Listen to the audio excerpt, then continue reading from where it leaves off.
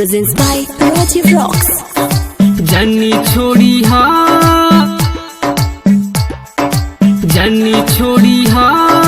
हथवा हो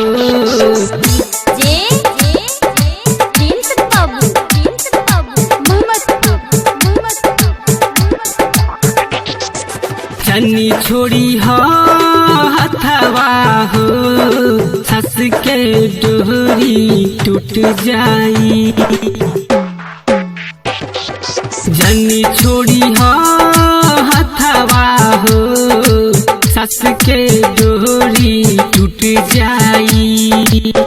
जहिया उठी तहरो डोली, जहिया उठी तहरो डोली, हमरो जनाजा उठ जाई हो, हमरो जनाजा उठ जाई।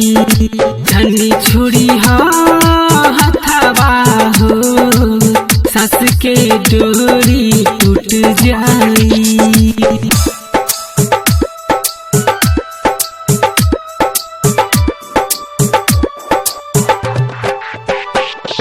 जन्नी छोड़ी हा हथवा हो तर पे करे जा हो मछरी के जैसे, भोला ना जियब रानी बिन तोहर कैसे, भोला ना रानी जियब बिन तोहर कैसे, भोला ना रानी जियब बिन तोहर कैसे। तर पे करे जा हो मछरी के जैसे, भोला ना जियब रानी बिन तोहर कैसे, भोला ना रानी जियब बिन तोहर कैसे। बचपन के प्यार कैसे इतना जल्दी छूट जाई। जहिया उठी तोहरो डोली, जहिया उठी तोहरो डोली, हमरो जनाजा उठ जाई, हमरो जनाजा उठ जाई। जन्नी छोड़ी हा हथवा हो